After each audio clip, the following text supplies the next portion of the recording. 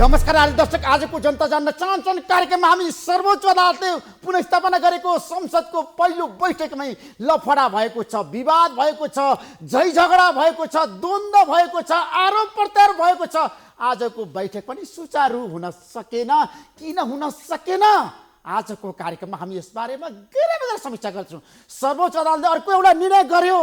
Nepal communist party खारिज गरिदियो र ऋषि कटेललाई दियो नेपाल कम्युनिस्ट पार्टीको आधिकारिकता, वैधानिकता। त्यसपछि देशमा राजनीति तरङ्गित भयो।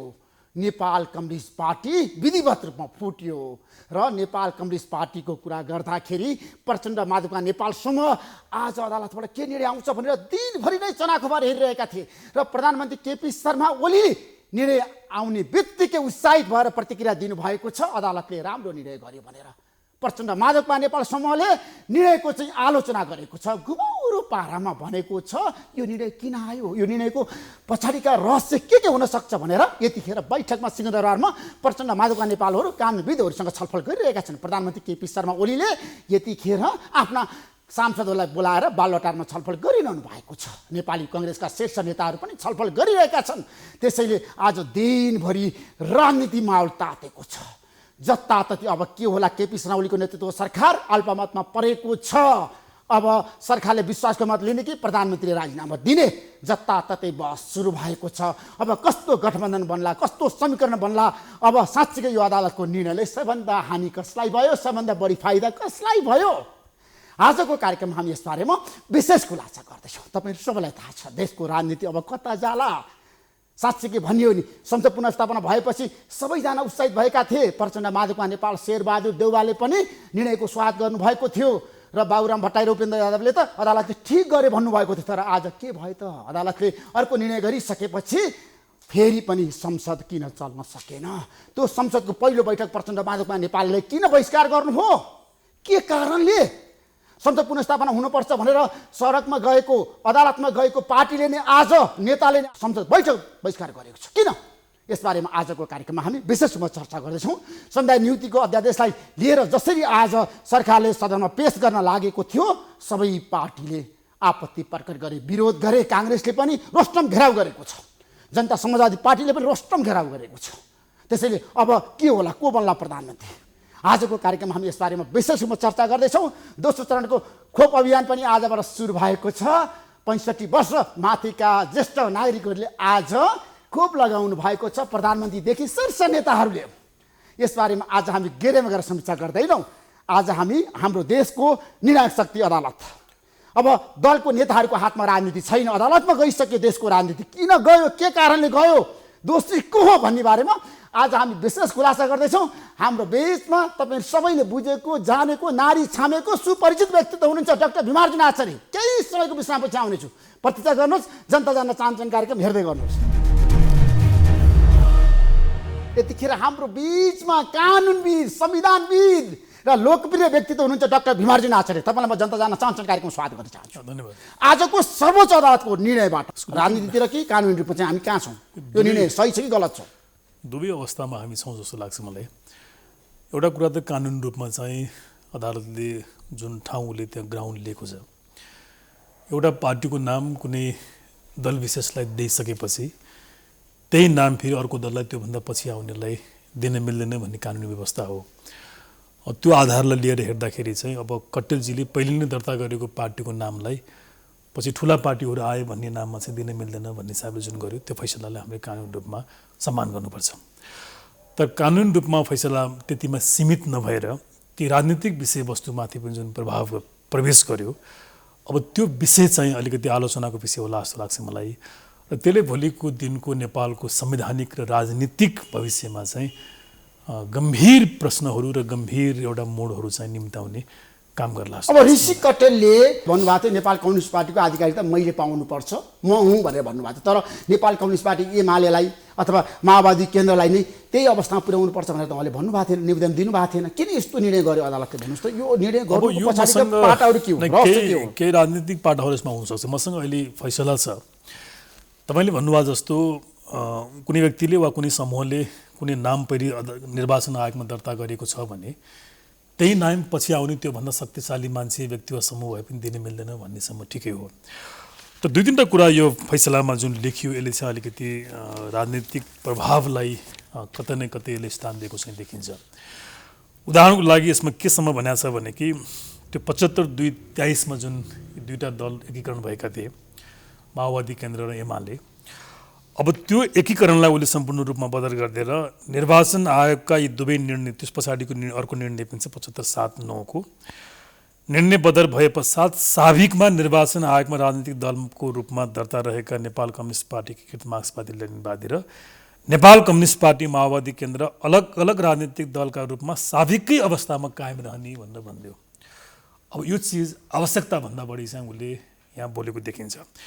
अनि त्यति मात्रै भनेन, अब यी दुई राजनीतिक दलले एकीकरण गर्ने भएमा राजनीतिक दल सम्बन्धी ऐन तथा नियम विपरीत नहुने गरी निर्णय गरी अविलम्ब निर्वाचन आयोगमा उपस्थित हुन भनेर भन्यो। अब यो एकीकरण गर्ने भए उपस्थित हुनु भन्ने खालका कुराहरू अदालतले चासो दिने भन्ने विषय होइन। मलाई लाग्छ अब यो चिजमा चाहिँ अदालतले जुन राजनीतिक यो दुई तिनवटा कुराहरू जुन प्रवेश गर्यो, अब यो विषय चाहिँ मेरो विचारमा एउटा अध्ययनको खोजको विषय हुन्छ। राजनीतिमा अदालत प्रवेश गर्न मिल्छ भने कुनै पोलिटिकल पार्टीलाई खारेज गर्न मिल्छ अदालतले?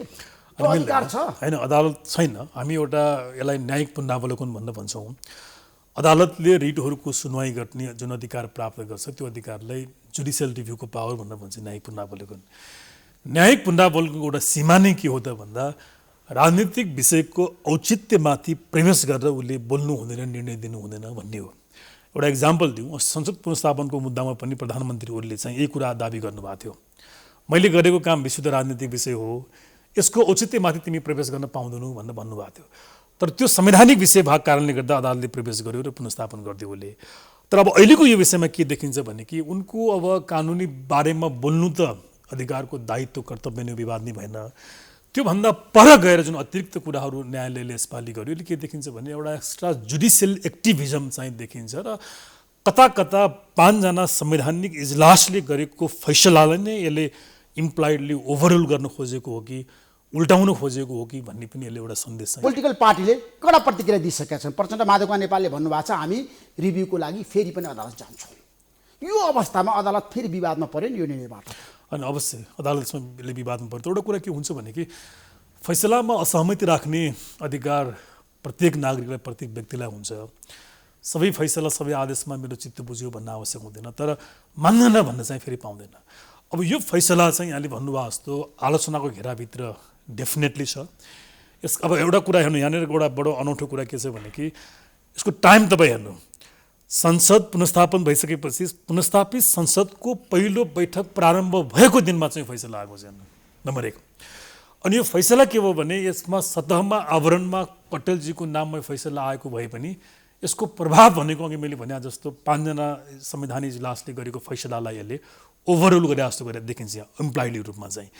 अनि तेस्रो कुरा चाहिँ पुनर्स्थापित संसदमा जुन खालको फाइदा अब भोलिको दिनमा प्रचण्ड नेपाल पक्षलाई हुनेछ भन्ने देखेको थियो। अब यो फैसलाले सम्पूर्ण रूपमा ओली पक्षलाई बलिएको बनाएको देखिन्छ। भन्दाखेरि यी तमाम विषयहरू मेरो विचारमा एउटा आलोचनाको विषय वा विवादको विषयहरू हुन सक्छन् नै। र आजको यो फैसलाले नेपालको संवैधानिक र राजनीतिक एउटा विषयलाई चाहिँ नयाँ मोड दिए जस्तो लाग्छ र भोलिदेखि नितान्त नयाँ मोडमा फेरि न्यू एरामा नेपालको कानुनी संवैधानिक राजनीतिक विषय चाहिँ प्रवेश गरे जस्तो लाग्छ मलाई। यो अदालतले राजनीतिक मुद्दामा हात हाले यसपटकको यो निर्णयमा केही विषयमा ऊ प्रवेश गरेको छ। जस्तो के विषयमा ऊ प्रवेश गरे? अघि मैले भनिहालेँ जस्तो एउटा कुरा त उसले हालेर त्यो 75 साल जेठ 23 गते भन्दा पहिले तिमी साविक अवस्थामा पुग्यो भन्दा उसले चाहिँ कडा शब्द प्रयोग गरेको छ। पाउँदैन अदालतले, त्यो अधिकार छैन, त्यो आवश्यक थिएन भने पाउँदैन भन्दा किन पूर्व माओवादी केन्द्र पूर्व एमालेलाई साविकको रूपमा पठायो, त्यो उसको गलत निर्णय हो अदालतको। होइन, गलत भन्दा पनि त्यहाँ प्रवेश गर्न आवश्यक थिएन भन्न खोजे। अनि दोस्रो कुरा अदालतले तिमीहरूले एकीकरण गर्न चाहने हो भने कानुनको प्रतिकूल नहुने गरी अविलम्ब निर्वाचन आयोगमा उपस्थित हुनु भनेर त्यो कोर्टले भन्ने कुरा हो र भने अब यी 2-4वटा कुराहरू सर्वोच्च अदालतले महत्त्वपूर्ण निर्णय गर्दाखेरि किन राजनीतिक रूपमा यसको समाजमा कस्तो प्रभाव पर्छ, यसले कस्तो असर पार्छ र राजनीति कता जान्छ भनेर किन सोध्दैन? यसको मुख्य कारण चाहिँ पछिल्ला 12-15 वर्षमा हामीले जुन ढङ्गले न्यायाधीशको नियुक्ति गर्यौँ, न्यायाधीशलाई हामीले जुन ढङ्गले छनौट गर्यौँ, त्यसमाथि भएको डिफेक्ट, त्यसको डिफल्ट र त्यो गल्तीको आज नेपालले मेरो विचारमा संविधानले चाहिँ सजाय भोगे जस्तो लाग्छ मलाई चाहिँ। त्यसमा किनभने न्यायाधीशहरू पनि तटस्थ छैनन्, कुनै पोलिटिकल पार्टीको इन्ट्रेस्टमा काम गर्छन्, कहीँबाट गाइडेड छन्। कतिपय त्यो भन्न सक्छौँ हामी। अवस्थामा आजको न्यायालय कतिपय अवस्थामा राजनीतिक मुद्दासँग जोडिएको विषयमा चाहिँ न्यायालयहरू प्रभावित भएका, फैसलामा प्रभावित भएका घटनाहरू चाहिँ देखिन्छन्। त्यसको एउटै कारण भनेको नियुक्तिमा भएको समस्या हो। तपाईँले दलसँग सम्बद्ध व्यक्तिहरूलाई, दलको क्याडरलाई नै न्यायाधीशको पदमा नियुक्ति गर्नु हो भने उसको यद्यपि नियुक्ति भए पश्चात चाहिँ ऊ इन्डिपेन्डेन्ट बन्ने, पोलिटिकली न्युट्रल बन्ने सबै सम्भावनाहरू रहन्छ। तर हामी कहाँ के देख्यो भने कि अबवादमा बाहेक अधिकांश व्यक्तिहरू नियुक्ति भए पश्चात चाहिँ पोलिटिकली न्युट्रल हुन सकेनन्। उनीहरू कुनै न कुनै रूपमा आफूलाई नियुक्ति गर्ने दलप्रति वफादार, जवाफदेही भइराखेका कारणले गर्दाखेरि यता कता पोलिटिक्ससँग जोडिएका विषयवस्तुमा चाहिँ न्यायालयका फैसलाहरू विवादमा आउने, न्यायाधीशहरू विवादमा आउने गरेका छन्। त्यो विषय अहिले पनि जारी भइरहेको जस्तो लाग्छ मलाई। त्यसमा आजको अदालतको निर्णयबाट प्रधानमन्त्री केपी शर्मा ओलीलाई फाइदा भयो, प्रचण्ड माधवका नेपाललाई बेफाइदा भयो भने तपाईँको निष्कर्ष हो? भयङ्कर कसरी? ओलीलाई त फाइदा भयो हेर्नु। अब सुन्नु न, एउटा कुरा यहाँनिर के भइदियो भने कि अब यो फैसलाको तपाईँले परिणामहरू 1, 2, 3 गरेर हेर्नुहोस्। नम्बर 1, यो फैसला उपरान्त अब सत्तामा रहेको नेकपा भन्नेको अस्तित्व नै रहेन। इमेजिन गर्नुहोस्, जुन नेकपाको ठुलो संवैधानिक सङ्कट उत्पन्न भएको थियो, नेकपाको सरकारले चाहिँ संसदमा चाहिँ धेरै ठुलो चुनौती उसले सामना गर्न गइरहेको थियो। यी सब चिजबाट यो फैसलाबाट मुक्त भयो। ओली चाहिँ मुक्त भयो, नम्बर 1। नम्बर 2, यो फैसलाले ओलीले नेतृत्व गरेको एमालेलाई साविकी अवस्थामा पुर्याइदियो। बीचको अवस्था त शून्य, त्यो त एउटा रमाइलो मनोरञ्जन गरे जस्तो भयो। बीचको अवस्था चाहिँ थियो। उनले जुन भन्ने गरेका थिए, उनले जे चाहेको थिए त्यो चिज भइदियो। 75 साल जेठ 23 भन्दा पहिलेको अवस्थामा ओली पुगे, एमाले उनीसँग रहने भयो, माओवादी केन्द्र रहने भयो। अब तपाईँ इमेजिन गर्नुहोस् 75 भन्दा पहिलेको माओवादी केन्द्रको अवस्था, 75 भन्दा पहिलेको एमालेको अवस्था।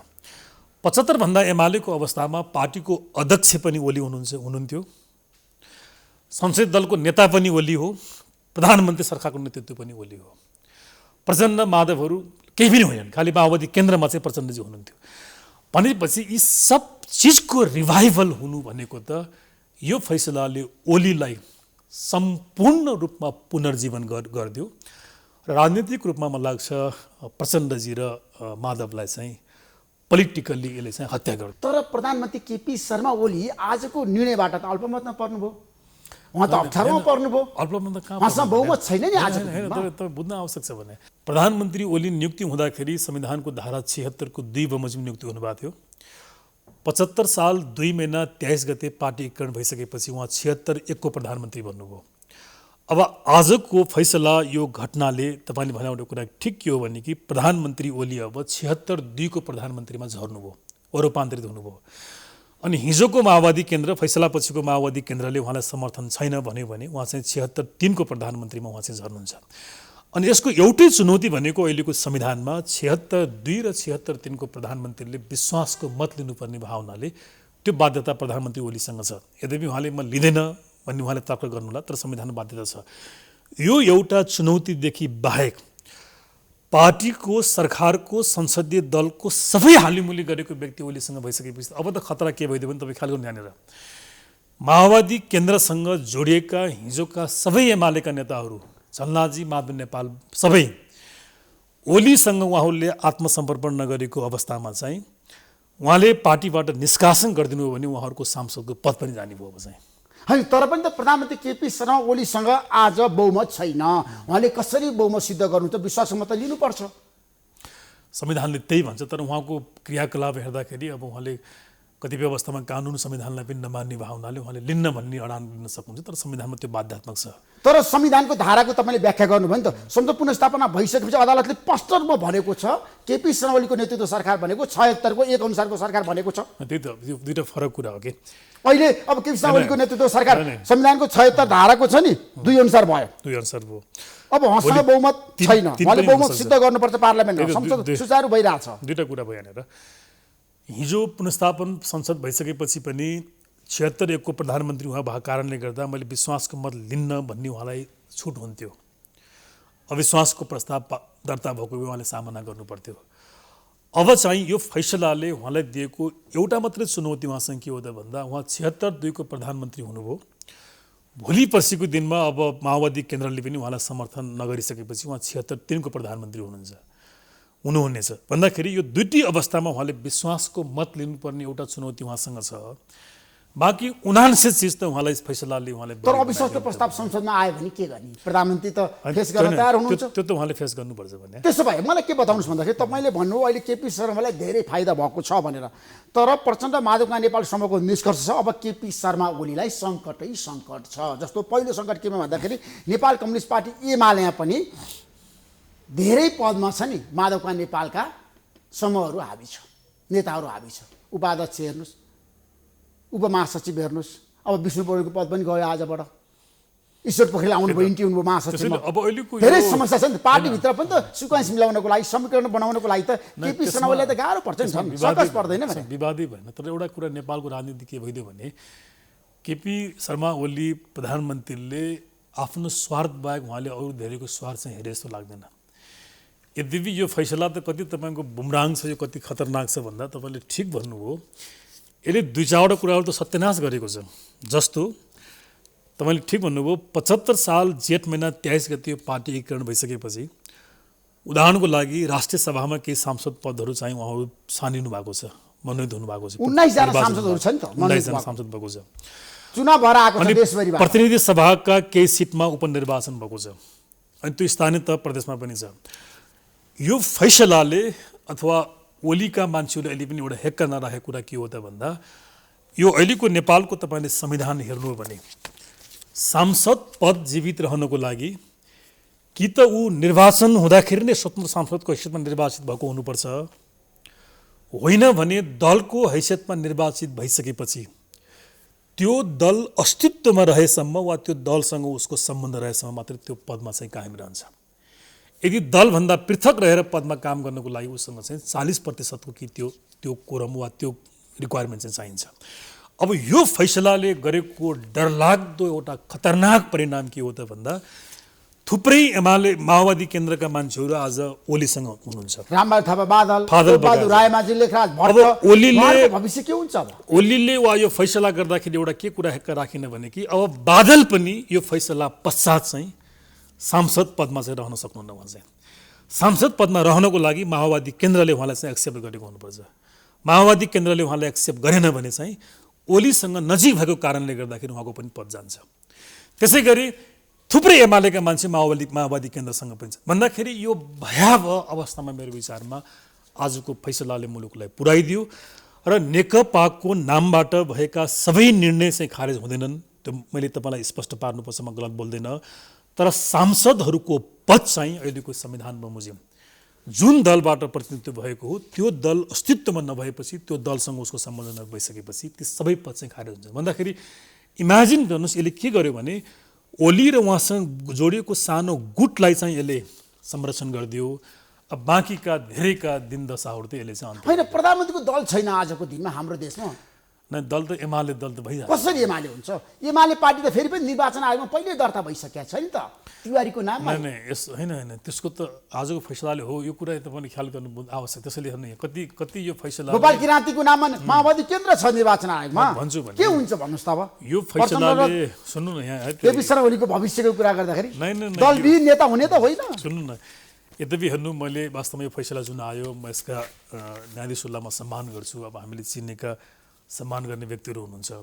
तर एउटा कुरा मेरो एउटा प्राज्ञिक मेरो यसमा टिप्पणी के छ भने कि एउटा जजले जुन जुडिसियल भर्च्यु उसले प्रयोग गर्नुपर्ने, विजडम प्रयोग गर्नुपर्ने हो नि त्यो पार्टमा नै उहाँहरू चुक्या देखिन्छ कि तपाईँले सोधेको प्रश्नमा त यो फैसलाले सम्पूर्ण रूपमा ओलीलाई एमालेलाई उसले सेभ गरिदियो भने यो फैसलाको रेसियो नै के हो भने कुनै नाममा दल पहिले नै दर्ता भइसकेका छ भने त्यसको अस्तित्व रहँदैन। अब पक्नु न भने पछि त्यही नामको दल दर्ता भयो भने पनि त्यो पछिल्लो नामले वैधानिकता पाउँदैन भन्ने यो फैसलाको एउटा ठहर हो। अनि किन त्यसो भयो भन्दा ऋषि कत्तलले नेकपा भन्ने पहिले दर्ता गर्नुभएको थियो अनि उहाँभन्दा पछि 75 जेठ 23 गते चाहिँ यी ठुला दलले नाम दर्ता गरे हुनाले उहाँले पाउँदैन भने हो। अनि तपाईँले नाम लिएका तिवारीजी अरू के भन्नुभयो? गोपाल किराँती अनि गोपाल किराँती र तिवारीजीले त यो त एमाले भन्दा पछाडि दर्ता गरे हुन्थ्यो उहाँको त कुनै अर्थ नै रहेन नि भने ती दुईटा नाम त स्वतः खारेज भयो यो फैसला बमोजिम चाहिँ अब भन्दाखेरि यो फैसलाले अब यो मुलुकमा अनि त्यसो गर्दा प्रधानमन्त्री अदालतले सुन्नु कुनै प्रधानमन्त्री पोलिटिकल पार्टीलाई खारेज गर्ने कसैलाई बिउत्याउने कसैलाई वैधानिकता दिने काम गर्न अब मिल्छ? यसको यही प्रभाव कानुन र चाहिँ- संविधानको कुरा गर्दाखेरि हो डाक्टर जवाहरलाल सुन्नु आचार्य यहाँनिर एउटा के भइदियो भने यो देशको सबभन्दा ठुलो विडम्बना कानुन र संविधान बमोजिम पर्फर्म गर्नुपर्ने जब ड्युटी संवैधानिक निकायहरूले संवैधानिक पदमा बसेका पदाधिकारीले गर्दैनन् नि त्यसपछि यस्तै खालको व्यथिति हुन्छ। निर्वाचन आयोगले आफूसँग रहेको विवादमा उसले समयमा निर्णय गरिदिएको भए सायद त्यो फैसला अझै यसरी आउन सक्ने थिएन होला। धेरै ठाउँमा गडबड छ। त्यसैले मैले अघि तपाईँलाई जोड्न खोजेको थिएँ किराँती र तिवारीको विषयलाई पनि यसले अन्त्य गरिदियो भनेपछि त यो फैसलाले यो मुलुकको सर्वा व्यक्ति चाहिँ ओली हुन् भन्ने कुरा चाहिँ प्रत्यक्ष अप्रत्यक्ष रूपमा चाहिँ स्थापित गरिदियो। त्यसैले अबका दिनमा प्रधानमन्त्री ओली अत्यन्त स्वच्छाचारी हुने र उनी अझ बढी अराजक हुने सम्भावना चाहिँ म यो देख्छु। जस्तो अब नेपाल कम्युनिस्ट पार्टी त आजबाट विधिवत रूपमा खारेज भयो। केपी शर्मा ओली र प्रचण्डको पार्टीको कुरा गरेको मैले उनी उसमा कट्टेलजीमा ऋषि कटेलले पाउनुभयो। अब माधवकुमार नेपाल आज प्रचण्डसँग हुनुहुन्छ। अब माधवकुमार नेपाल यदि केपी शर्मा ओलीसँग जानु भएन सहकार्य गर्नु भएन भने के हुन्छ उहाँको पद? न सहकार्य गर्नु भएन उहाँप्रति उहाँ समर्पित हुनु भएन पार्टीको निर्णय उहाँले मान्नु भएन केपी शर्मा ओलीको निर्देशन उहाँले अवज्ञा गर्नुभयो। मान्नु भएन र यदि एमाले उहाँलाई कारवाही गर्यो भने त उहाँको विचार सांसद पदै जाने भने त्यसो माधवकुमार नेपालको झलनाथ खनालको सबैको सांसद पद जान्छ, नारायण श्रेष्ठ सबैको सांसद पद जान्छ। पार्टीले कारवाही गरेमा त्यसै गरी माओवादी केन्द्रले पनि एमालेका मान्छेहरूलाई एमालेतिर ओलीतिर गएका मान्छेलाई कारवाही गर्यो भने उहाँहरूको पद पनि जाने भयो उहाँहरूको। देशको राजनीति कता जान्छ? कानुनी रूपमा संवैधानिक रूपमा अनि हेर्नु, राजनीति रूपमा मलाई लाग्छ- मुलुकले छ नि कुन किसिमको दिशा लिन्छ? मलाई के लाग्छ भने कि एकपटक होइन धेरै पटक नेपालको राजनीतिक एउटा संवैधानिक मोडलाई अन्यत्रै प्रवेश गराउने कामहरू अदालतका फैसलाहरूले भएको छन्। त्यस्तै खालको एउटा काम चाहिँ नेपालको सुप्रिम कोर्टले 59 सालमा गरेको थियो। जति बेला देउवालले संसद विघटन उहाँले गर्नुभयो त्यो विघटनको सिफारिसको विरुद्धमा सर्वोच्च अदालतमा मुद्दा परिसकेपछि सङ्कट कालमा पनि निर्वाचन हुन सक्छ भनेर सुप्रिम कोर्टले चाहिँ फैसला गर्यो। त्यो बेला मैले कडा कमेन्ट गरेको थिएँ, मैले आर्टिकल लेखेको थिएँ कि मुलुकको लागि भोलि खतरनाक फैसला हुनेछ, अदालतले गलत फैसला गर्यो भनेर। यसको परिणाम यहाँले देख्नुभयो। तोकेको मितिमा देउवाले निर्वाचन गर्न सक्षम नभइसकेपछि उनलाई अक्षम भनियो र इलेक्टेड पार्लियामेन्टलाई खारेज गरेर डिजल्भ गरेर चाहिँ त्यति बेलाको राजा ज्ञानेन्द्रले चाहिँ नयाँ निर्वाचन उनले गर्ने गरी आफ्नो सबै पावर चाहिँ उनले रेज्युम गरे। अब आज पनि के भइदियो भने यही महिनाको 11 गते मात्रै नेपालको संवैधानिक इजलासले चाहिँ ओलीले गरेको कदम संवैधानिक छ भनेर संसदको पुनर्स्थापन गरेको थियो। लाखौँ मान्छेले त्यसलाई समर्थन गरे र एउटा कोर्समा मुलुक गयो। कानुन र संविधानको डिफेन अदालतले गर्यो। अदालतले आफ्नो इमेज प्रतिष्ठा जोगायो भनेको थियो र हामी वकिलको पनि इज्जत अलिकति बढे जस्तो भएको थियो। हाम्रो पनि घरमा हाम्रो परिवार श्रीमतीले अलिक टेर्न छोड्या अलिक टेर्न संसद पुनर्स्थापनाको पक्षमा गलत गरेको व्यक्ति यसको पक्षमा उभिएको व्यक्ति संसद पुनर्स्थापना भयो तर राजनीति रूपमा त फेरि पनि समस्या समाधान भएन नि। अब के भइदियो भने कि यो फैसलाले के गर्यो त भन्दा त्यो पुनर्स्थापन पछाडिको जुन कोर्समा मुलुक अगाडि बढ्न खोज्दै थियो अब त्यसलाई कोर्सलाई रोकिदियो अदालतले। पक्का कुरा हो, ब्रेक लगाइदियो, यसले स्टप गरिदियो र भोलिबाट मैले भनिहालेको नयाँ अध्याय नेपालको कानुन संवैधानिक राजनीतिक विषयमा प्रवेश गर्ने भयो। त्यो नयाँ अध्याय भनेको चाहिँ मैले भने विघटन गर्नुभन्दा पहिले र पुनर्स्थापन भएको निर्णयभन्दा पहिलेको ओलीको जुन खालको पोजिसन थियो अब त्यो धाक धक्कुको एउटा पोजिसनमा चाहिँ त्यसो अब केपी शर्माले संसदको अन्त्य पनि गरिदिन सक्नुहुन्छ अधिवेशन होइन। अन्त्य गर्न त प्रधानमन्त्रीले मन्त्रीपरिषद सिफारिसमा राष्ट्रपतिले गर्ने हो। त्यो उनले गर्दाखेरि फेरि संसदले विशेष अधिवेशन आह्वान गर्न सक्ने ठाउँहरू रहन्छ। त्यसै गरी उहाँको विरुद्धमा अविश्वासको प्रस्ताव लाउने ठाउँ पनि छ, त्यो पनि संसदले गर्न सक्ने अधिकारहरू हो। तर अब त्यो पनि आवश्यक परेन भने खालि क्वेसन के मात्रै छ भने कि अब उहाँले विश्वासको मत दिन उहाँ जानुहुन्छ कि जानुहुन्न संविधान बमोजिम भन्ने प्रश्न हो। अब जानु नै भएन भने असंवैधानिक हो। तर त्यो कुरा फेरि भोलि कोर्टमा उठ्यो भने कोर्टले उहाँलाई असंवैधानिक भन्छ भने त्यो हेर्न बाँकी हुने भयो नम्बर 1। अब मानिलिनुहोस् उहाँले विश्वासको मतै पनि लिन जान्न, मै सरकार हुँ, मेरो विरुद्धमा अविश्वासको मत आए सामना गर्छु फेरि भनेर बस्नुभयो। अविश्वासको मत पनि आएन, आए पनि बहुमतले पुगेन भने त अब उहाँ नै प्रधानमन्त्री भइराख्ने एउटा सम्भावना रहने भयो। अब कुनै कारणले सरकार फेरबदल गर्नुपर्ने अवस्था भयो र अब नयाँ सरकार बन्न सक्ने अवस्थाहरू भएन भने चाहिँ फेरि पार्लियामेन्ट फेरि डिजोल्युसन हुने भयो। किनभने अहिले यहाँले हेर्नु हो भने अब यो 2 को प्रधानमन्त्री हुनुभयो, अर्को अप्सन भनेको 3 को हो। 3 पनि माओवादी केन्द्र अलग भयो भने 1 बाट 2 मा जानु, 2 बाट 3 मा जानु, 3 मा अनेकचोटि 3 मा विश्वासको मत प्रधानमन्त्री लिन सक्नु भएन भने अनि 76-5 मा जान्छ। एकजना व्यक्तिले दाबी गर्ने कुरा हुन्छ। एकजनाको दाबीलाई राष्ट्रपतिले स्वीकार गर्नु भएन भने अनि यिनै केपी ओलीले फेरि संसदको विघटन गरेर निर्वाचन जाने भन्ने कुराले गर्यो भन्दाखेरि अब मैले यसमा अदालतको बारेमा धेरै भन्न राम्रो नहोला, तर वास्तविकता तपाईले आज नेपाली जनतालाई भन्ने पटकको विमर्शन आछरे तपाई आफ्नो कुरा राख्न कोही कहिले पनि सम्बोधन नगर्ने व्यक्ति हो। डराउँदैन। तर आज अदालतले जुन निर्णय गर्यो, नेपालको पार्लियामेन्ट सिस्टमलाई यसले कोल्याप्स गर्छ कि कमजोर बनाउँछ कि सिद्धाउँछ कि अथवा विकृति र विसङ्गति भित्र्याइदिन्छ, ठ्याक्कै भन्नु। सबै गर्छ, यसले कोल्याप्स गर्छ, विसङ्गति बोलाई भित्राउँछ र मात्रै होइन, नेपालको यो संविधान र यो व्यवस्थालाई नै सदाको लागि अन्त्य गर्ने दिनतर्फ मलाई लाग्छ आजको यो फैसलाले चाहिँ उन्मुख गरे जस्तो लाग्छ मलाई। त्यसो संघीय लोकतान्त्रिक गणतन्त्रलाई अब धरापमा पारिदियो। नै गणतन्त्र तिनीहरूले फाल्दैनन्, संहिता पनि फाल्दैनन्, किनभने यसलाई अझ विकृत स्वरूपमा चाहिँ नेपालमा इस्टाब्लिस गरिन्छ।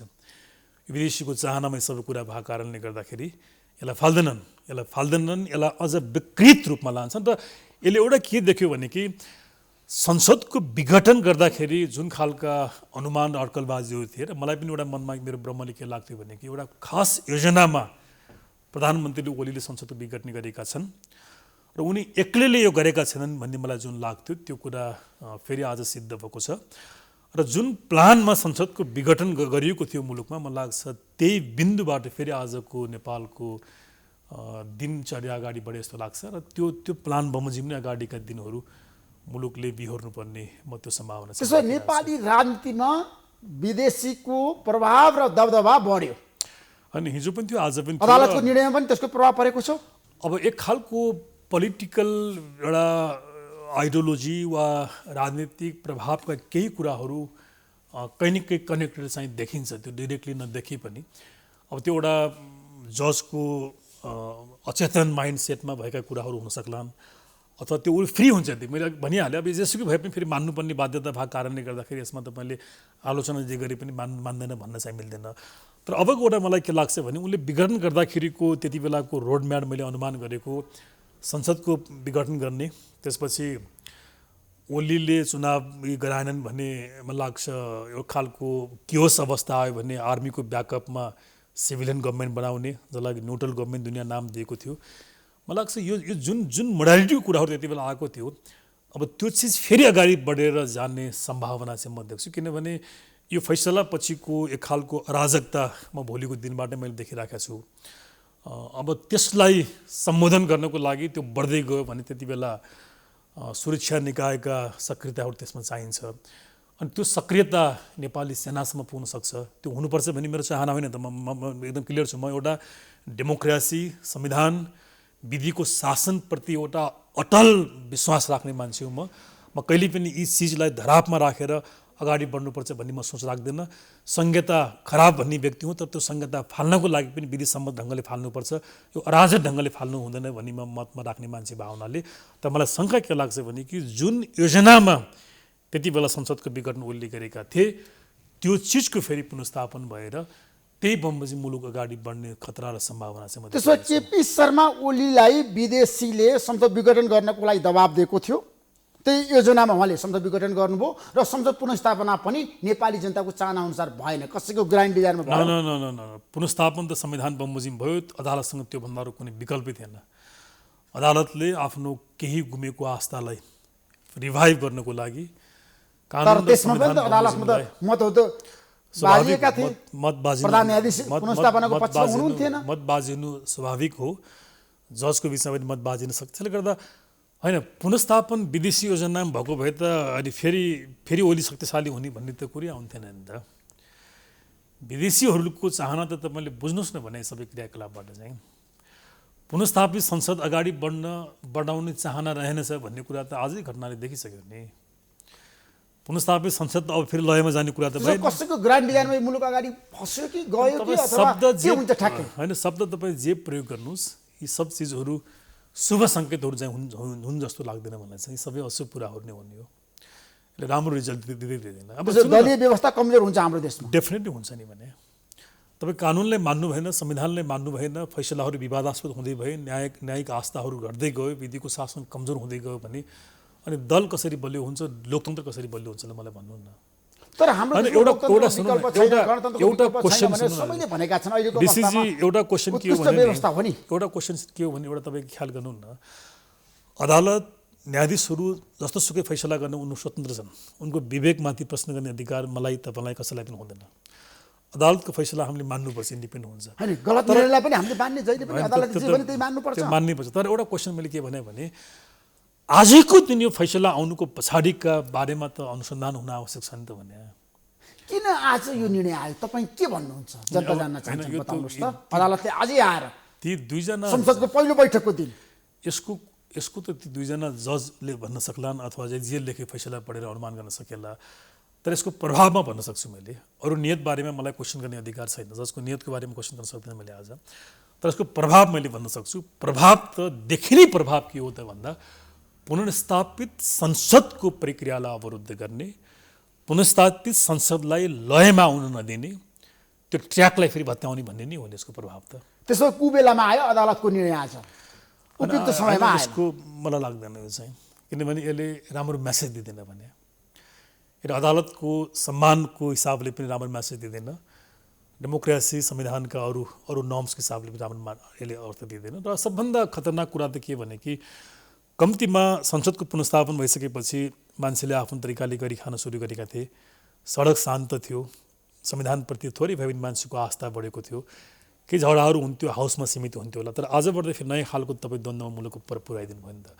अब इमेजिन गर्नुहोस् भोलिको दिनबाट त अब एकले अर्कालाई कारवाही गर्ने र निष्कासन गर्ने प्रक्रियाहरू सुरु हुन्छ।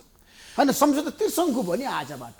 त्यही त भने त्यो के राम्रो भयो त भन्नु न, के राम्रो भयो त? अब संयुक्त सरकार बन्न सक्दैन, त्यो सम्भावना छैन। होइन बन्न सक्ला, तर बन्न सक्दाखेरि पनि त अब यो अब होइन एउटा कुरा यहाँनिर छ कि भने यो मजाक कि यी नेताहरूको यो निजी देश हो, निजी कम्पनी हो यो। ल मलाई प्रधानमन्त्री ओलीप्रति नै मलाई प्रश्न गर्न दिनुहोस्, अनि सब उहाँलाई यी गराउनु थियो भने त्यो एकताको त्यो नाटक ढोङ किन नचाहियो उहाँले भन्नु न। त्यो बेला हामीले बोलेको थियौँ, तपाईँसँग मैले कमेन्ट गरेको थियो प्राकृतिक एकता हो, यो अगाडि टिक्दैन भनेर। त्यो बेला उहाँका दुई त्यो लम्पट कार्यकर्ताहरूले पुरै हामीलाई गाली गलोज गरे। आज त प्रमाणित भयो नि त्यो भने उहाँले आफै होइन, आफै एकता गर्नुभयो, आफै उहाँले भङ्ग गर्नुभयो, आफै विघटन गराउनु भयो, आफै भने। अनि त्यो उहाँको यो निजी हो भन्नुहोस् त, यो देश उहाँको निजी कम्पनी हो, यो संविधान उहाँको त्यो निजी विधान हो यो, अनि उहाँको त्यो दल पनि निजी हो यो। म कुनै उहाँको दलको कार्यकर्ता होइन भने, तर नागरिक त हुन् उहाँहरू, क्रियाकलापले नागरिक त सफर हुन्छ नि त भने। अनि यो लुट गर्ने अधिकार नेताहरूलाई डेमोक्रेसीमा संविधान कानुनमा कहाँ हुन्छ भने, अनि उहाँहरूले जे चाह्यो त्यो हुनुपर्ने। अनि तर त्यही आज अनुसार त्यही भइरहेछ नि त। यही त दुर्भाग्य भने नेताहरूले आफै निर्णय गर्न सकेनन्, कसैको इसारामा निर्णय गर्छ नि हाम्रो देशमा। यही तपाईँलाई थाहा त छैन हाम्रो हो। कुरा? मतलब डे वानदेखि म यही चिजको विरोध गर्दै त आजसम्म आइरहेको छु नि भने। यही चिज हामीले गुमायौँ, हामीले निर्णय क्षमता गुमाइराखेका छौँ, स्वाभिमान त हामीले गुमाइराखेका छौँ, सार्वभौमिकतालाई हामीले सङ्कुचित बनाइराखेका छौँ, हाम्रो अखण्डतामाथि हामीले प्रश्न गर्ने ठाउँ दिइराखेका छौँ। चिन्ताको विषय नै यही हो भने। नभए तपाईँ मलाई भनिदिनुहोस्, एउटा लयमा चलेको मुलुक वा पद्धति वा व्यवस्थालाई केही कमी कमजोरी भए तपाईँ कानुनसम्म ढङ्गले करेक्सन गर्न सक्नुहुन्थ्यो, त्यसलाई भङ्ग गर्नुपर्ने, डिस्टर्ब गर्नुपर्ने कारण के? डिस्टर्ब भयो अनि फेरि लयमा ल्याउनको लागि त्यसलाई पुनर्स्थापन गरिदियो। अगाडि बढ्दै थिए, त्यो भित्रका डिबेटहरू हुन्थ्यो होला, विश्वास अविश्वासको कुराहरू, त्यो कानुन बमोजिम हुने कुराहरू हो, त्यसको सामना प्रधानमन्त्री गर्नुपर्ने हुन्थ्यो होला। अब आज हेर्नुहोस्, आज बैठकको प्रारम्भ भएकै दिनमा तपाईँको यो फैसला आइदियो।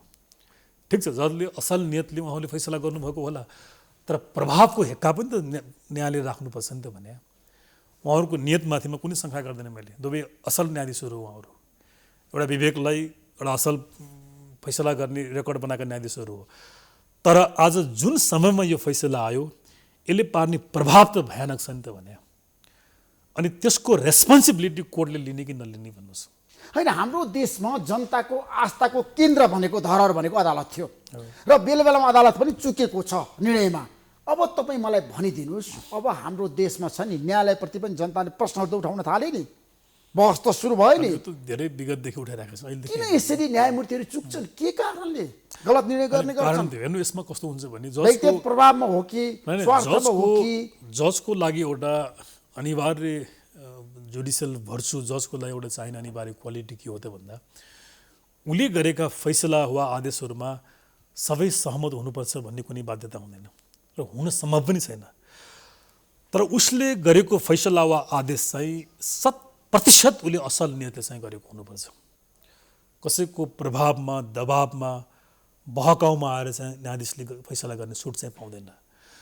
र पटक पटक न्यायालयका फैसला वा आदेशहरू विवादमा आउनुको पछाडि के हो भने कि ठुलो हिस्साको मानिसहरूलाई, अदालतसँग जोडिएका मानिसहरूलाई आशंका के छ त भन्दा राजनीतिसँग जोडिएका विषयहरूमा कति अदालत प्रभावमा, राजनीतिक प्रभावमा आएर निर्णय गर्छ कि भन्ने खालको छ।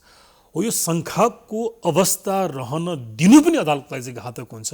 त्यो शङ्काको अवस्था रह्यो भने त्यसको जिम्मा अदालत दिनुपर्ने हुन्छ। त्यो अवस्था किन रह्यो भन्ने कुरा उसले ख्याल गर्नुपर्ने हुन्छ। राम्रो र सक्षम र योग्य छ नि, तटस्थ एकदम निष्पक्ष रूपमा छ नि, आफ्नो कुरा राख्ने, बोल्ने, काम गर्ने न्यायमूर्तिको अभाव भएको हो त सर्वोच्चमा? होइन, त्यस्तो पोलिटिकल पार्टीको प्रभाव परेको हो त? होइन, त्यो एउटा दुईटा भन्दा पनि त्यो समग्रमा मैले कुरा गरेँ। समग्रमा न्यायालय आज कहाँ छ? समग्रमा प्रभाव, पोलिटिकल पार्टीको प्रभाव छैन न्यायालयमा? समग्रमा त्यो प्रभाव छ नि, गरेका छन्। नीति, काम, कारबाही हेर्दाखेरि तपाईँलाई के लाग्छ? होइन, त्यो नियम संविधानलाई तपाईँले एकदम राम्रोसँग व्याख्या गर्दा मैले भनिहालेँ भने राजनीतिक विषयहरूमा विवादमा आउनुको पछाडि कारण त्यही त हो नि भने मानिसलाई त्यो पर्नु भएन कि यसले फैसला गर्यो मेरो चित्त नबुझी पनि यसको नियतमाथि मलाई कुनै खोट छैन, प्रश्न छैन भन्ने अवस्था चाहिँ सिर्जना हुनुपर्छ। त्यो अवस्थामा केही खण्डित भएको, त्यो विश्वासहरू खण्डित हुँदै गएको अवस्था चाहिँ म देख्छु। होइन, तपाईँले संसद पुनःस्थापनाको पक्षमा गलत गर्नुभयो र निर्णय भइसकेपछि अदालतको ठुलो प्रशंसा गर्नुभयो। अहिले आएर आज जुन किसिमको निर्णय गर्यो अदालतले त्यसको तपाईँले आलोचना गर्नुभयो, कारण के भन्नुहोस् है? दुइटै मैले गरेँ। अर्जुन आचार्य दुइटै गरेन। होइन, यसो कुरा मैले आलोचना कहाँ गरेँ भने मैले के भने पुनर्स्थापनको फैसलामा त उसले त संविधान बमोजिम गर्नै पर्ने काम गर्यो भने त्यसलाई मैले बेठी कसरी भन्ने त?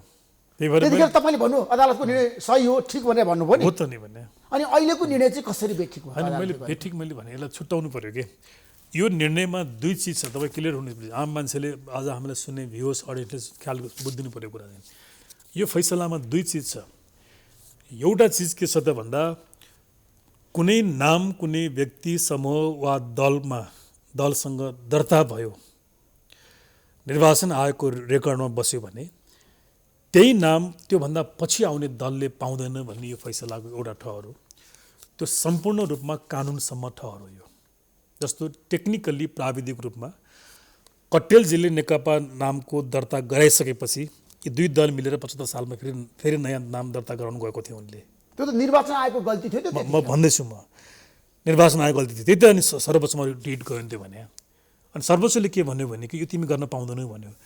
यो निर्णयलाई मैले 100% मैले सम्मान गर्छु। निर्वाचनको कानुनले नै के भन्छ त भन्दा तपाईँले कुनै नाममा दल दर्ता गर्नु भने त्यही नाममा तपाईँभन्दा पछि गएर मैले नाम राखेर दर्ता गर्न पाउँदैन। सर्वोच्चले आज बोलेको फैसला यो चाहिँ 100% कानुनसम्मत कुरा हो।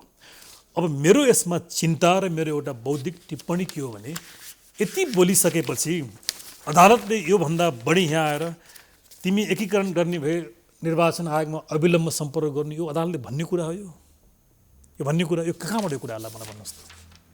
हो, यो चिज आपत्तिको कुरा हो भने किन कोर्टले यस्तो गर्यो भन्नु त मलाई? साबिकको अवस्थामा तिमी फर्क्यौ भन्ने, अनि आजै बैठक प्रारम्भ भएको छ हेर्नुहोस्, त्यहाँ बैठक सुचारू हुनु पाएको छैन फैसला भन्दाखेरि तपाईँले कृपया बुझिदिनु र भ्युअरले पनि के बुझिदिनु पऱ्यो भने कि मैले आज अदालत र न्यायाधीशको मैले कमेन्ट गरेको छैन। कानुनलाई टेकेर गरेको उसको भर्डिक्ट त अन्यथा भन्न सक्ने ठाउँ नै छैन। कुरा त्यही नै हो। म भएको पनि थाहा त्यही मैले निर्णय गर्थ्यो होला। तर त्यति निर्णय गरिसकेपछि आवश्यकताभन्दा बढी चाहिने न्यायिक सक्रियताभन्दा बढी न्यायिक सक्रियता अदालतले यो फैसलामा किन देखायो? म तपाईँलाई मैले पढेर सुनाएँ नि।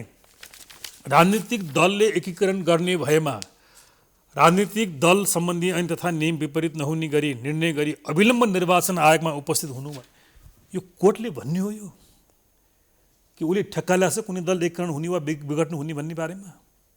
उसको संवैधानिक दायित्व हो, उसको सीमा हो। अदालत र न्यायाधीशहरूको शपथ भनेको संविधान अन्तर्गत हुन्छ। न्यायाधीशले पनि बुझ्न आवश्यक छ प्लिज। उनीहरूले संविधानबाट शपथका कारणले गर्दाखेरि संविधानभन्दा माथि उनीहरू हुँदैन। त्यो भएर हामीले अवलम्बन गरेको व्यवस्थालाई संवैधानिक सर्वोच्चताको व्यवस्था भनेको छ। संवैधानिक supremacy, constitutional supremacy, judicial supremacy होइन। त्यसैले मैले आज गरेको कमेन्ट के हो भने कि आवश्यकताभन्दा बढी तिमी बोल्यो किन अदालत। सक्रिय भयो अदालतको सक्रियता बढ्यो। नचाहिने राजनीति विषयमा तिमी राजनीति किन विषय प्रवेश गर्यो वस्तुमा अदालतले हात हाल्यो भने हिमालयन आचार्यको निष्कर्ष हो। एकीकरण बिग्रने कुरा तिमीले किन भन्नु पर्यो भन्ने चिजमाथि मेरो कमेन्ट हो।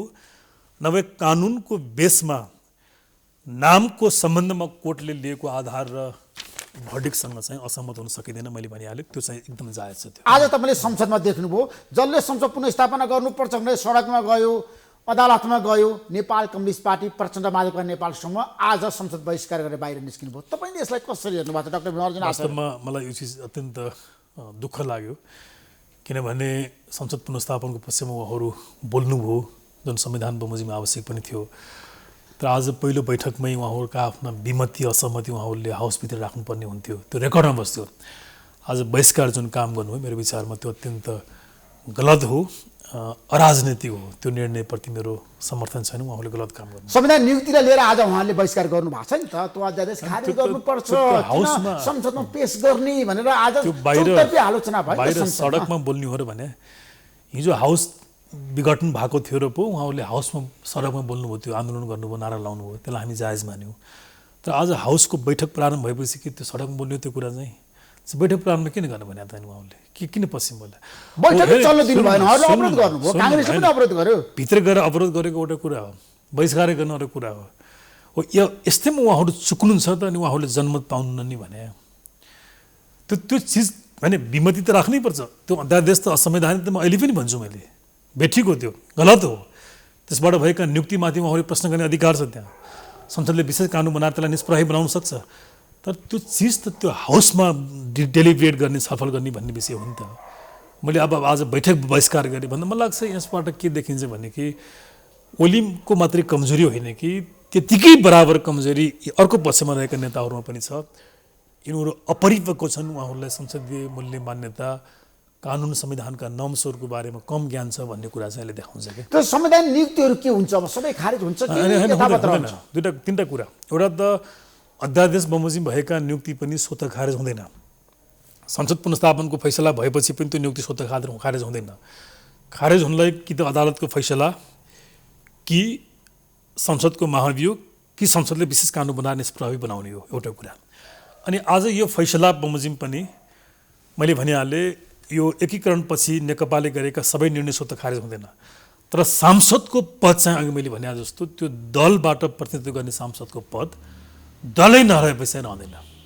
त्यो मात्रै मैले भने यो चाहिँ त्यसमा अब महाभियोगको कुरा आइरहेछ होइन, सभामुखलाई लाग्ने हो कि सभामुख तटस्थ हुनु भएन भने प्रधानमन्त्री केपी शर्मा ओली समूहको भनाइ छ महाभियोगको प्रस्ताव ल्याएर उहाँलाई हामी कारबाही गर्छौँ बाहिर आछ है, सुरु भएको छ। अब सभामुखको भूमिकाको बारेमा पनि चर्चा सुरु हुँदैछ। अहिलेको संविधानमा सभामुखलाई महाभियोग लाउने भन्ने व्यवस्था छैन। सभामुखलाई पदबाट हटाउनको लागि संविधान अनुकूलको आचरण नगरेको भन्ने प्रस्ताव चाहिँ 2/3 पारित गर्यो भने सभामुख चाहिँ हट्छ। तर यो फैसलाले वा नेकपा चाहिँ नरहेपछि एमाले माओवादी केन्द्र अलग अलग भएपछि सभामुख पद चाहिँ स्वतः जाँदैन। किनभने सभामुख बनिसकेपछि ऊ दलको नहुने भएको कारणले गर्दा उहाँको पद चाहिँ सङ्कटमा रहँदैन। अब उहाँलाई पदबाटै फाल्ने हो भने चाहिँ 2/3 मत चाहिने भएको हुनाले त्यो अवस्था चाहिँ म अहिले देख्दैन। जस्तो राष्ट्रपति उपराष्ट्रपतिको भविष्य के हुन्छ अब राजनीति अब यो कुरा त अब संविधान रूपमा आउने सम्भावना छ कि छैन? यो त मैले भयावह देखिरहेको तपाईँले आलोचना गर्नुभएको थियो।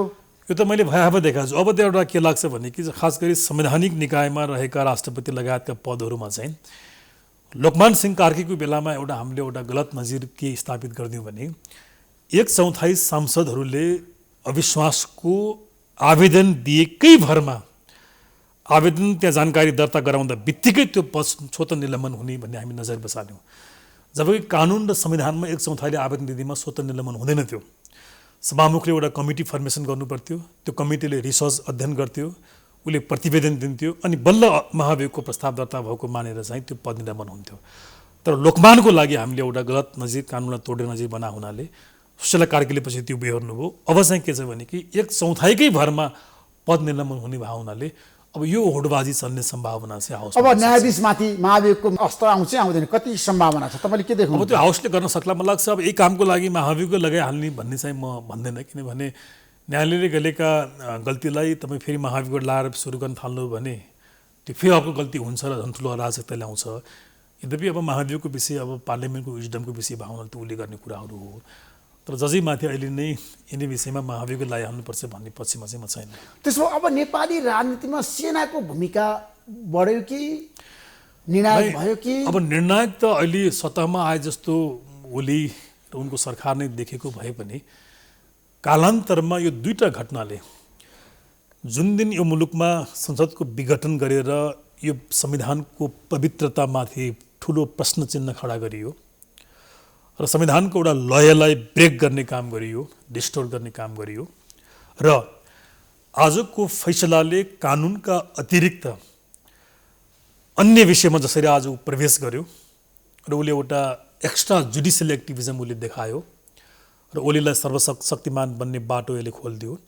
यो दुईटा घटनाले भोलिको दिनमा ओलीको सर्वशक्तिमान ठाउँलाई चाहिँ अरू कसैले अकुपाई गर्ने मैले खतरा चाहिँ मैले देखिरहेको छु। त्यसो त्यस्तो व्यक्तिको त नेपाली अब सेना त्यो कि अरू अकुपाई कोही हुन गर्ने सक्छ? सुरक्षा निकाय पनि हुन सक्छ त्यो। त्यसमा नेपाल सैनिक शासनमा जान सक्छ, त्यो सम्भावना छ। भविष्यमा दलहरू असफल भयो भने काम गर्न सकेनन् भने? एउटा कुरा मैले बारम्बार मिडियामा मैले भन्ने गरेको थिएँ कि प्रधानमन्त्री ओली राष्ट्रपति विद्या भण्डारीकै कारणले यो संविधान र यो व्यवस्था चाहिँ सङ्कटमा पर्न सक्छ भन्ने मेरो प्रारम्भदेखिको एउटा मत चाहिँ रहेको थियो। र यहाँ नेपालका नेताहरूले नबुझेको कुरा के छ भने कि आज एकले अर्कालाई निषेध गर्ने राजनीतिमा उहाँ जसरी होडबाजीमा लाग्नु भएको छ, यसको परिणामको उहाँले हेक्का राख्नु भएको छैन। यसको अन्तिम परिणाम भनेको व्यवस्था, संविधानका पवित्रताहरू, विधिको शासन, लोकतन्त्रको सङ्कट हो। अनि त्यो भइसकेपछि त एक्स्ट्रा कन्स्टिट्युसनल फोर्स त आउँछ नि त भने आउनुपर्छ भन्ने होइन। मैले अघि पनि मैले तपाईँलाई भने म फेरि दोहोऱ्याउन चाहन्छु, डेमोक्रेसी, संविधान, रुल अफ ल प्रतिको मेरो अटल विश्वास हो, त्यो मेरो कहिले पनि चेन्ज हुँदैन। तर अहिलेको वातावरण त्यो गरे हुनाले गर्दाखेरि नेपालको पृष्ठभूमिमा सेनाले सिधै डाइरेक्ट रुल गर्ने, बर्मा जस्तो सेनाले कु गर्ने सम्भावना म कहिले पनि देख्दैन। सेनाले त्यो गर्न पनि गर्दैन, नगरोस् भन्ने पनि म चाहना गर्छु, कामना गर्छु, म अनुरोध गर्छु। तर अवस्था एउटा विकराल बनाएर उसको ब्याकअपमा, उसको साथमा कुनै सिभिलियन गभर्मेन्टहरू बनाउने, अनि त्यो भएपछि सेना पनि असफल भयो भन्दा अरू थप वैदेशिक हस्तक्षेपहरू निम्ताउने, मलाई लाग्छ त्यहाँसम्मको कुनै रोडम्याप वा कुनै प्लानहरू कसैले बनाएको हुनसक्छ भन्ने चाहिँ मलाई लाग्छ। होइन, नेताहरूप्रति जनताको असन्तुष्टि हत्तै बढेको छ पछिल्लो समय। तपाईँ हरेक ठाउँमा जानुभयो भने हाम्रो देशमा दलीय व्यवस्थाको बारेमा पनि बहस सुरु हुन्छ। यो व्यवस्था पनि असफल हुन लाग्यो कि, अथवा अहिलेका पात्रहरू चाहिँ असक्षम भए कि, अथवा समाजलाई छ नि अहिलेका नेतृत्वले नेतृत्व दिन नसक्ने अवस्थामा पुर्याए कि, अब नयाँ पुस्ता नआउने हो भने, अथवा अहिलेकै पुस्ताले चाहिँ हाम्रो देश हाँकिरहने हो भने देशमा चाहिँ जनताहरू पनि एकदम विश्वस्त छैनन्। र जनताहरूको प्रश्न के छ भने अब अहिलेको पुस्ता विस्थापित हुनुपर्छ, उहाँहरूले छोड्नुपर्छ, नयाँ पुस्ता आउनुपर्छ, यो देश सक्षम पुस्ता आउनुपर्छ, त्यतातिर मुलुक जान सक्छ। ठिक हो, तर त्यसको करेक्सन त के हो भने इलेक्सनको माध्यमबाट यिनीहरूलाई हटाएर त्यो पुस्तालाई रिप्लेस गर्ने हो नि त भने त्यो सम्भव छ र? किन सम्भव इलेक्सनले त तपाईँलाई थाहा छ नि, पुरानो पुस्तालाई पनि त स्थापित गरिरहेको छ नि त। विगतमा भोट नहाले धेरै नेताहरू आए नि त, जिते। यहीँनिर शेरबहादुर देउवाले 6 पटक चुनाव जित्नु भएको छ। यहीँनिर गल्ती छ कि आइन्स्टाइनले एउटा भनेको छ नि तपाईँको, doing same thing over and over again but expecting different result is insanity भन्छन् उनले। कि त्यो पागलपनाको परिभाषा कसरी गरिरहेका छन् भने कि एउटै चिज तपाईँले पटक पटक गर्ने, सधैँ उस्तै काम गर्ने, उस्तै चिज गर्ने, तर फरक परिणामको अपेक्षा गर्ने भनेको एउटा बहुलापना हो अरे, पागलपना हो अरे। हो नेपालीहरूको यो गल्तीले गर्दाखेरि आज हामी सफल भइरहेका छौँ। त्यो त सक्नु पऱ्यो नि त भने यिनीहरू टेस्टेड भए, यिनीहरूले मुलुकको लागि हित गर्छन् भनिसकेपछि यिनीहरूलाई किन भोट हाल्नु पऱ्यो भन्नु न। त्यसैले करेक्सन चाहिँ चुनावको माध्यमबाट गर्ने हो। तर यिनीहरूप्रति वितृष्णा भयो भन्नुको ठाउँमा तपाईँले भोलि मानव आर्मी शासनलाई इन्भाइट गर्नुभयो, कसैलाई इन्भाइट गर्नुभयो भने फेरि यो फ्रिडम, यो लोकतन्त्र त सदाको लागि जान्छ नि त भने म त्यसको कहिले पनि पक्षपातीको मान्छे चाहिँ म होइन। मैले भनिहालेँ डेमोक्रेसीका इल्सहरू मोर डेमोक्रेसीबाट नै करेक्सन हुनुपर्छ, कानुन र संविधानका कमजोरीहरू कानुन र संविधान बमोजिम नै करेक्सन हुनुपर्छ भन्ने मत राख्ने मान्छे भावनाले यिनीहरूलाई दिने दण्ड भनेको खबरदारी गर्ने, यिनका खराब कामहरूको सख्त आलोचना गर्ने, विरोध गर्ने, चुनावमा भोट नहाल्ने। तपाईँलाई थाहा छ 2051 सालमा मनमोहन अधिकारीले जसरी संसद विघटन गरिसकेपछि संसद विमुक्तिको थियो, पुनर्स्थापना भएको थियो र देशमा विकृति नै विकृति सुरु भयो, सांसदको किनबेच सुरु भयो र अहिले पनि संसद पुनर्स्थापना भइसकेपछि आजको अदालतको निर्णयपछि त झन् हाम्रो देशमा त अब राजनीतिको कुरा गर्नुहुन्छ भने त झन् द्वन्द्व र विवादमा मुलुक जाँदैछ। यो अवस्थामा अदालतको निर्णय त देशको राजनीतिलाई छ नि लथालिङ्ग भत्ताभुङ्ग पारिदियो नि। त्यो त पुनर्स्थापना भीमर्जुन आचार्य तपाईँले ख्याल गर्नु जानेर पुनर्स्थापित अन्यलता गरे- बढाइदियो नहीं, नहीं, नहीं। अस्तित्व ल्यायो देशको यसो- यसो- राजनीतिमा अब। हुँदैन हुँदैन भने किन अस्तित्व आएन हेर्नुहोस् त, अस्तित्व- आजबाट त आइसक्यो समाजमा। दुईटा फरक कुरा भने कि यो आजको दिन र पुनर्स्थापनको दिन भने फरक कुरा हो। पुनर्स्थापित गरेको कारणले अस्तित्व ल्यायो भन्ने होइन भने तर विगतमा ल्याएको हो नि त अस्तित्व, होइन त्यसको त यसो छ, त्यसको त बिउ रोप्ने होलले त्यो अस्तित्व आज ल्यायो पनि त बिउ रोप्यो नि त अस्तित्वको। होइन होइन आजको फरक ढङ्ग हो भने पुनर्स्थापन जुन भएको दिनमा यताका मान्छेले जुन तर्क गरे नि अब बिउ रोप्यो भने त्यो बिउ त उनले पुस 5 गते आफै रोप्या हुने भने एउटा ख्याल गर्नुहोस् तपाईँले। हो बडो महत्त्वपूर्ण तपाईँ प्रश्न गर्नुभयो।